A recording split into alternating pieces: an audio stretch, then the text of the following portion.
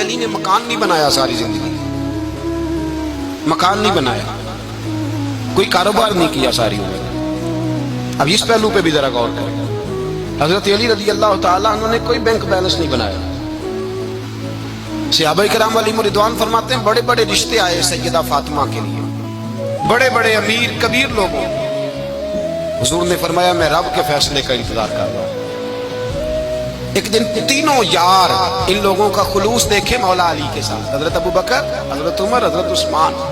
حضرت علی ایک یہودی کے باغ میں مزدوری کر رہے تھے تو وہاں گئے اور جا کے کہا علی تو حضور سے سیدہ فاطمہ کا رشتہ کیوں نہیں طلب کرتا؟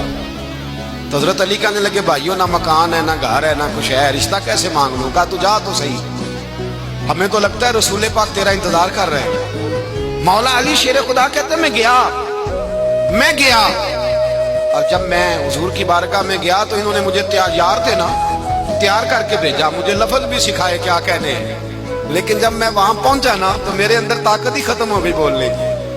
سلام لے کے تو حضور کے پاس بیٹھ گیا، حضور نے فرمایا علی کیسے آئے ہو؟ تو میں خاموش، پھر پوچھا کیسے آئے ہو؟ میں خاموش، پھر پوچھا کیسے آئے ہو؟ میں خاموش۔ کہتے دلوں کا حال جاننے والے رسول نے فرمایا علی فاطمہ کے لیے آئے ہو؟ فاطمہ کے لیے آئے ہو؟ حضرت علی کہتے ہیں میرا جواب بڑا نرالا ہے۔ میں نے کہا حضور وہ تینوں میرے پاس باغ میں گئے تھے، وہ تینوں گئے تھے، مجھے انہوں نے بھیجا ہے۔ کہتے ہیں رسول پاک مسکرا دیے، فرمایا علی انہوں نے نہیں تجھے بھیجا، رب کریم نے فاطمہ کا تیرے ساتھ نکاح کر دیا ہے۔